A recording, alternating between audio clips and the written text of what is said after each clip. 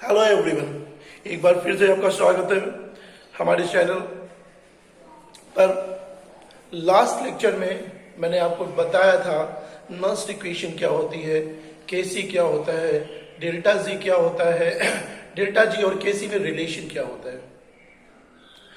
आप आज के लेक्चर में हम आपसे डिस्कस करने जा रहे हैं कि रेफरेंस इलेक्ट्रोड क्या होता है, स्टैंडर्ड हाइड्रोजन इलेक्ट्रोड या SHE क्या होता है। और इसे स्टैंडर्ड हाइड्रोजन इलेक्ट्रोड तो बोलते ही बोलते हैं, साथ में इसे रेफरेंस इलेक्ट्रोड क्यों बोलते हैं। हर एक चीज को डिस्कस करने के पहले, हर एक टॉपिक को समझाने से पहले उसके हिस्ट्री के विषय में जानना is very important. Without knowing the history we are nothing, because to know the things is a different issue, but to know the exact thing is very important when you are going to discuss the topic. That's why I'm discussing कि reference electrode क्यों बोल रहे हैं और इसका logic क्या है। आपसे अगर किसी भी सेल के अंदर ये पूछूं कि क्या किसी अननोन हाफ इलेक्ट्रोड का पोटेंशियल निकाल सकते हो, तो आपका आंसर आएगा हाँ सर, क्या दिक्कत है, निकाल लेंगे। इलेक्ट्रोकेमिकल सीरीज में दिया हुआ है तो इलेक्ट्रोकेमिकल सीरीज से वैल्यू निकालेंगे और वहां पर पुट कर देंगे। No, you can not do this. If you are going to take the support of electrochemical series, I understand you can easily tell me or tell to other कि what is the value of standard electrode potential for the given cell or given half cell or given half electrode. But क्या आपने कभी सोचा कि उस electrochemical series में जो potential की वैल्यू आ रही है वो कहां से आ रही है, वो हमने निकाली कैसे? क्योंकि किसी भी सिंगल इलेक्ट्रोड का पोटेंशियल निकालना it's quite difficult. It is quite difficult to get the standard electrode potential of any unknown cell. तो सिर्फ और सिर्फ इसलिए एक रेफरेंस इलेक्ट्रोड बनाने का दिमाग में आया। साइंटिस्ट ने सोचा कि यार एक ऐसा इलेक्ट्रोड बनाया जाए जिसकी हेल्प से किसी अननोन हाफ सेल का या अननोन हाफ इलेक्ट्रोड का पोटेंशियल का निकाला जा सके पोटेंशियल। तो उसी के रेफरेंस में सबसे पहली जो रेफरेंस इलेक्ट्रोड दी गई उसे हाइड्रोजन इलेक्ट्रोड कहा गया, ठीक है। और उसी को स्टैंडर्ड हाइड्रोजन इलेक्ट्रोड कहा गया बाद में, क्योंकि इस पूरे सिस्टम को 298 केल्विन टेम्परेचर पर, 1 एटमॉस्फेरिक प्रेशर पर और 1 मोलर कंसंट्रेशन सॉल्यूशन पर बनाया गया था। तो क्योंकि सारी स्टेट्स मैंने स्टैंडर्ड की ली हुई हैं, इसलिए इसे हमने स्टैंडर्ड हाइड्रोजन इलेक्ट्रोड बोल दिया या स्टैंडर्ड सेल पोटेंशियल बोल दिया हाइड्रोजन के लिए। रेफरेंस जो बोला गया, मैंने बताया कि with the help of standard hydrogen electrode we can easily find out the standard reduction potential or standard oxidation potential of any unknown electrode or unknown cell. Now, before discussing how to get the standard potential of unknown half electrodes or unknown half cell, we have to know what is hydrogen electrode, what is hydrogen half cell, what is standard hydrogen electrode, what is reference electrode. मैं इतने topic नाम क्यों बोलता हूं, मैं जानता हूं कि टाइम कंज्यूम हो रहा है। द रीजन बिहाइंड आप किन किन नामों से इसे जान सकते हो वो दिमाग में आपके होना चाहिए। इसके लिए कुछ नहीं करना है, 2 से 3 चीजें आपको दिमाग में रखनी है। You have to take 1 platinum wire, आपको एक प्लेटिनम का वायर लेना पड़ेगा and that platinum wire must be sealed within a glass tube. ये बहुत इंपॉर्टेंट चीज है कि इस प्लेटिनम वायर को एक ग्लास ट्यूब के अंदर सील्ड होना चाहिए। This platinum wire must be sealed inside the glass tube. Why? Because if you are using empty और naked platinum wire, so that platinum wire में deviate, it create problem. So to avoid deviation we have to just cover it with a glass tube, glass cover you can say. The lower part of this electrode, the lower part of this electrode, at the lower part of this electrode I am placing platinum foil. एक platinum की पत्ती को वहां place कर देते हैं, एक platinum की पत्ती को वहां प्लेस कर देते हैं। The entire electrode is covered with a glass tube which one end is open and it have one passage tube. एक ऐसा ट्यूब ले लेते हैं ग्लास का जो एक एंड पर खुला हुआ होता है और जहां पर ऊपर पैसेज ट्यूब लगी हुई होती है.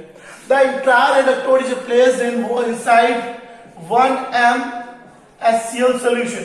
This is the 1 molar concentrated solution. This is HCl. And what happened? यहां से मैंने H2 गैस को पास आउट किया. This is H2 gas off 1 atmosphere. यहां से हम 1 एटमॉस्फेयर की H2 गैस को पास करते हैं. भाई फिर से बता देते हैं आपको एक चीज क्लियरली. प्लेटिनम के वायर को ले लिया. उस प्लेटिनम के वायर को हमने ग्लास ट्यूब से कोटेड कर दिया. Lower part is attached with the foil, platinum foil. एक passage tube which is open at the one end and which contain one passage tube वहां पर प्लेस कर दी. and this entire electrode is placed inside the 1 molar concentrated solution of HCl. Now when 1 atmosphere hydrogen gas is passed through this, when 1 atmosphere hydrogen gas is passed through it at 298 Kelvin, this is very important, at 298 Kelvin. These are the standard conditions, standard. So at 298 Kelvin, when we pass 1 atmospheric hydrogen gas through this passage tube, most of the hydrogen will be evolved in the form of bubble, ज्यादातर hydrogen will evolve और कुछ hydrogen ऐसी होगी जो यहां पर ये चिपक गई. क्या हुआ? सपोज ये प्लेटिनम का फॉयल है, इस प्लेटिनम फॉयल पे हाइड्रोजन चिपक गई. आपको पता होना चाहिए कि नर्स साहब told us कि the metal solution or the metal, you can say the metal will place in a metal solution of its own nature. यदि कॉपर है तो कॉपर सल्फेट, जिंक है तो जिंक सल्फेट, प्लेट, समझ रहे हैं ना? यानी जो मेटल है उसी का सोल्यूशन होना चाहिए. तो यदि हाइड्रोजन मेटल है यहां पर, यदि HCl का सोल्यूशन है यहां पर, तो मुझे हाइड्रोजन चाहिए इलेक्ट्रोड. तो प्लेटिनम फॉयल इसलिए लिया गया कि प्लेटिनम फॉयल का एब्जॉर्प्शन पावर बहुत ज्यादा होता है और ये रिएक्टिव नहीं है, नॉन रिएक्टिव होता है. यानी platinum is behave as a inert. It do not take part in chemical reaction when I am using platinum U. Right? So platinum absorb hydrogen. When the platinum absorb hydrogen, what will happen? Now platinum is no more. The hydrogen is surrounded or cover the entire platinum surface and make the hydrogen electrode. और वो बात clear हो गई कि hydrogen electrode को HCl के solution में रखा गया. अगर सिर्फ प्लेटिनम करते तो सोल्यूशन में इलेक्ट्रोड पोटेंशियल डेवलप नहीं होता. हाइड्रोजन उस पर एडजॉर्ब हुई, एडजॉर्ब यानी स्टिक हुई, स्टिक होने पर पूरा सरफेस कवर कर दिया. ठीक उसी प्रकार से यदि प्लास्टिक पर किसी मेटल की कोटिंग कर देंगे तो प्लास्टिक कंडक्टर की तरह काम करने लगेगा. वही कंडक्टर बिहेव होगा जिस मेटल की कोटिंग उस प्लास्टिक पर की गई होगी. The same thing will be here when we pass 1 atmospheric hydrogen gas through this. What happened? Most of the hydrogen gas will evolve in the form of bubble with very small quantity of hydrogen will absorb at the surface of platinum which develop platinum electrode, hydrogen electrode which develop hydrogen electrode, and this hydrogen electrode when placed in 1 molar concentrated HCl solution, the potential will develop. The potential will develop. The value of this potential at 298 Kelvin temperature, 1 atmospheric pressure and 1 molar concentration solution is 0 volt. E naught H positive, H is equals to 1 by 2 H2 is equals to 0 volt. ठीक है, क्योंकि condition standard थी. In standard condition you remember इसे standard hydrogen electrode बोला गया. Clear? 0 volt की value होती है. एक सबसे इंपॉर्टेंट चीज, हाइड्रोजन में रिडक्शन भी हो सकता है, हाइड्रोजन में ऑक्सीडेशन भी हो सकता है. आपने क्लास 11 में पढ़ा होगा कि hydrogen can lose electron to get positive charge. This is the tendency of hydrogen to lose electron to acquire positive charge. Similarly, by taking 1 electron, it's have tendency to complete their duet. अपने last cell में 2 electron करने की कोशिश करती है. तो यदि 2 electron करने की कोशिश करेगा, it will carry 1 electron. When it will carry 1 electron, the reduction reaction will be there. And if hydrogen want to be positive, it lose 1 electron. When it will lose 1 electron, the oxidation reaction will take place. इसका मतलब hydrogen में oxidation और reduction दोनों होता है. I am discussing both the reaction here. C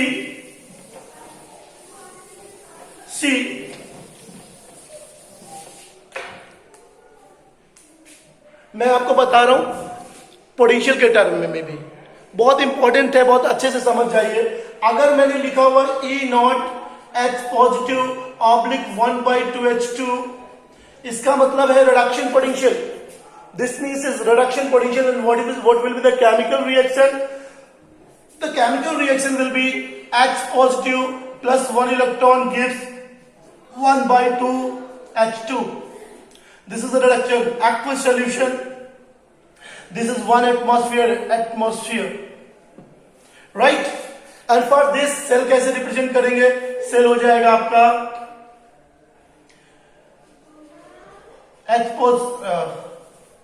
H positive 1/2H2 1 atm Pt, और this is 1. If you are writing here E naught 1/2H2 oblique H positive, then reaction will be what? This is the oxidation potential. This was the standard reduction potential of hydrogen. This is the oxidation standard oxidation potential of hydrogen. So what will happen now in this 1/2H2 gives H positive plus 1 electron. This is the aqueous solution. This is 1 atmosphere on Pt. Clear? And the cell will be reversed. You can say H positive oblique 1/2H2, right? So ये आपका एक cell बन गया। इसका बहुत बड़ा importance नहीं है कि क्या हो रहा है, 1 मोलर concentration, मोलर है, it is not molar. This is 1 atm, and so either you are writing this or this. This reaction is based on the nature of metals whose potential is going to determine. ठीक है, ये जो equations आ रही हैं, आप कोई भी एक इक्वेशन लिख सकते हो, चाहे ये लिख लो चाहे नीचे वाली लिख लो, कोई एक इक्वेशन आपको लिखनी है। ऐसा कुछ नहीं है कि दोनों इक्वेशन हमें लिखनी पड़ती है, ऐसा बिल्कुल भी नहीं है। आपको ये याद रखना है कि हमारी जो मेटल है जिसका पोटेंशियल निकालना है उसके रिस्पेक्ट में हम कैसे यूज कर रहे होते हैं। Clear? Now the second topic, how we will determine the standard reduction potential of unknown half cell. How we will determine the standard reduction potential of unknown half cell, right? Now this is the electrochemical series, the short form electrochemical series I am writing. This is Lick Ba, I am writing here Lick Ba Sar Ka Na Mag Al Man Zan Kar Fe Ko Kad Ni Ha Ku Ag Hag Patu. This is the short form of the electrochemical series. Now see, अगर ये कोई भी metals का electron potential निकालना है, अगर किसी भी मेटल का lithium, potassium, barium, strontium, calcium, sodium, magnesium, aluminium, manganese, zinc, chromium, ferric, cobalt, nickel का अगर मुझे standard hydrogen potential, standard reduction potential निकालना है, तो याद रखिएगा यहां पर इनके लिए हाइड्रोजन में होगा रिडक्शन, इन मेटल्स के लिए हाइड्रोजन में होगा रिडक्शन। अगर यहां पर रिडक्शन होगा तो हाइड्रोजन होगा लेफ्ट हैंड साइड में कि राइट हैंड साइड में? हाइड्रोजन होगा राइट हैंड साइड में, right hand side.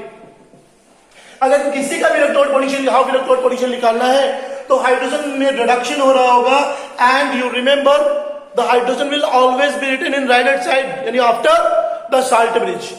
Right side का मतलब after the salt bridge, salt bridge के बाहर लिखना पड़ेगा इसे। अगर वहीं पर हम कॉपर का निकाले, सिल्वर का निकाले, मरकरी का निकाले, प्लेटिनम का निकाले या गोल्ड का निकाले, यानी द मेटल आफ्टर हाइड्रोजन, ठीक है, तो यहां पर हाइड्रोजन पर क्या होगा? इनके लिए ऑक्सीडेशन, हाइड्रोजन लेफ्ट में होगी, और जब हाइड्रोजन लेफ्ट में होगी तो ये साल्ट ब्रिज के पहले लिखी जाएगी, before salt bridge. Okay, hydrogen अब यहां पे साल्ट ब्रिज के पहले लिखा जाएगा। अब इसी कंसेप्ट को यूज करेंगे और आपको पोटेंशियल निकालने का तरीका बताते हैं। नाउ सपोज मेरे को निकालना है जिंक का, मुझे जिंक का पोटेंशियल निकालना है हाइड्रोजन के रिस्पेक्ट में। तो मैंने बोला जिंक का निकाला तो जिंक में ऑक्सीडेशन होगा और हाइड्रोजन रिडक्शन होगा। तो जिंक में ऑक्सीडेशन होगा तो जिंक लेफ्ट में लिखा जाएगा, यानी 60 डिग्री से पहले लिखा जाएगा, और हाइड्रोजन बाद में लिखा जाएगा। ओके, और जैसे ही यहां पे ये लिखना जरूर है 1m मोलर कंसंट्रेशन और प्लैटिनम बेस्ड 1 एटमॉस्फेयर, ये जरूर लिखिएगा बेटा। अब जैसे ही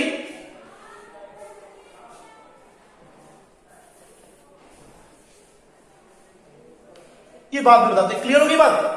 अगर मान लो आपको कापर का निकालना है या सिल्वर का निकालना है या एजी का निकालना है तो क्या करना होगा, मैंने क्या लिखा है, कापर का निकालना है हाइड्रोजन के रिस्पेक्ट में, तो कापर आ जाएगा राइट में, हाइड्रोजन आ जाएगा लेफ्ट में, यानी कहने का मतलब हो जाएगा 1/2H2 platinum 1 ATM oblique H positive 1N short bridge copper positive copper, right. अगर मान लो सिल्वर का निकालना है तो क्या हो जाएगा, this is for zinc, this is for copper, for zinc, for copper. और अगर आपको सिल्वर के लिए निकालना है तो सिल्वर के लिए क्या हो जाएगा, यहां लिख देना सिल्वर के लिए हो जाएगा, सिल्वर भी बाद में आएगी 1/2H2 oblique H positive short bridge Ag positive oblique Ag,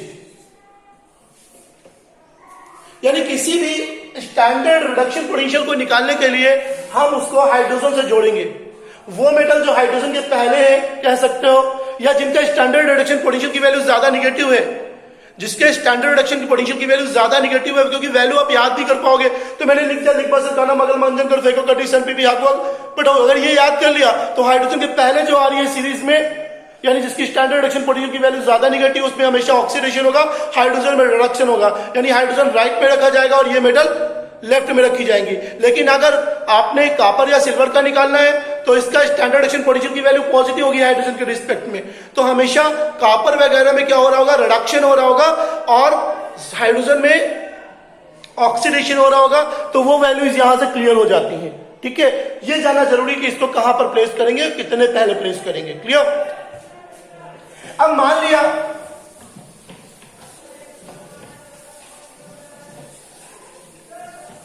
कि मुझे जिंक का पोटेंशियल निकालना है, मुझे जिंक का पोटेंशियल निकालना है, तो बहुत तेजी से मैंने किया zinc oblique Zn positive cell बनाया, क्योंकि डिस्कस कर चुका हूं। H positive oblique 1/2H2 1 molar 1 ATM and platinum base, you know chemical reaction I am not discussing. You know कि जब कभी भी ये सेल आपस में आपसे जुड़ेंगे तो यहां पर पोटेंशियल मीटर में वैल्यू आएगी।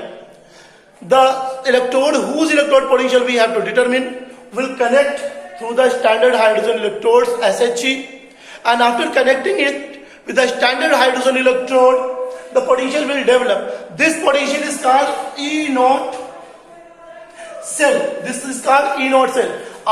याद रखिएगा E0 cell की value will always be equals to, E0 cell की value will always be equals to the EMF of unknown half electrode. This is very important for you to know. जो भी hydrogen electrode के respect में जिसका भी potential निकालना होगा, उसका पोटेंशियल हमेशा किसके बराबर होगा, जो कि E0 सेल आ रहा होगा उसी के बराबर होगा। लिखा हुआ EMF of unknown half electrodes के बराबर होगा।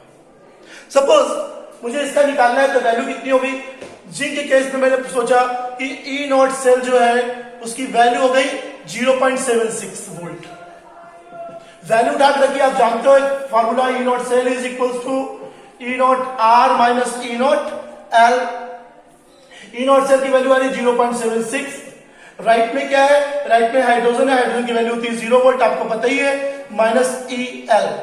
अब EL कितना हो जाएगा, E0 L is equals to 0.76 minus का, ये आपका निकल आया जिंक हाफ इलेक्ट्रोड का पोटेंशियल हाइड्रोजन के रिस्पेक्ट में, इसीलिए इसे डिफरेंस इलेक्ट्रोड बोला गया। क्लियर, क्लियर है। अगर सपोज इतना तो मुझे समझ में आ गया, अगर मुझे कापर की वैल्यू निकालनी है, किसकी निकालनी है, कापर की वैल्यू निकालनी है, तो क्या करना है मुझे,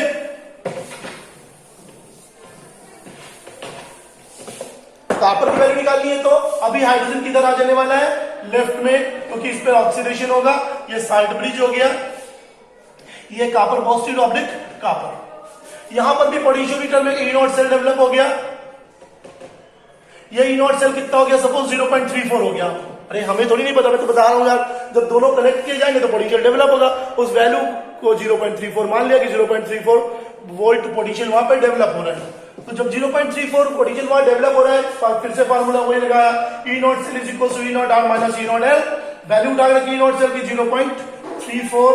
अभी ई आर कौन है, राइट पे हाइड्रोजन है, और सॉरी राइट पे कॉपर है और लेफ्ट में हाइड्रोजन है, तो ई आर की जगह हमने ई नॉट आर ही रखा और इसकी जगह 0 कर दिया, क्योंकि हाइड्रोजन स्टैंडर्ड की वैल्यू, स्टैंडर्ड हाइड्रोजन की वैल्यू 0 होती है। तो 0.34 is equal to E not R, यानी यहां पर पॉजिटिव वैल्यू आ गई, तो कॉपर के लिए जो वैल्यू आएगी 0.34 होगी। आपको एक चीज और भी बता देते हैं, इस ई नॉट Zn के लिए Zn पॉजिटिव ऑब्लिक Zn लिखते हैं, और कॉपर के लिए E naught E copper positive oblique copper लिखते हैं, ये भी लिख सकते हैं। यहां पर आर के प्लेस पर आप ई कॉपर पॉजिटिव कॉपर लिख सकते थे, ठीक है। तो मुझे लगता है कि आपको क्लियर हो गई होगी मेरी बात कि किसी भी सेल पोटेंशियल के द्वारा किसी अननोन इलेक्ट्रोड का, किसी अननोन हाफ इलेक्ट्रोड का पोटेंशियल कैसे निकालते हैं। This is the way, okay. Hydrogen electrode के डिफरेंस क्यों बोला गया ये बता दिया मैंने आपको।